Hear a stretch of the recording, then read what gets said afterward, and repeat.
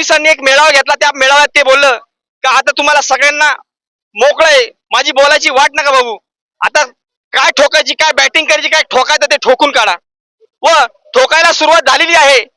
त्यांचे राखीव जे गडी आहे राज ठाकरे साहेब, त्यांचा धाराशिवला त्यांचा बळी पण गेला आहे.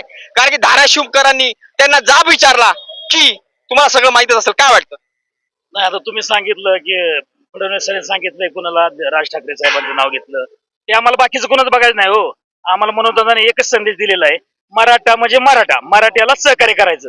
कुठंही उभा राहू द्या, मराठाच उभा राहायला तिथं मराठ्याला सहकार्य करायचं, बाकी आमच्याकडे कोणी चालणार नाही.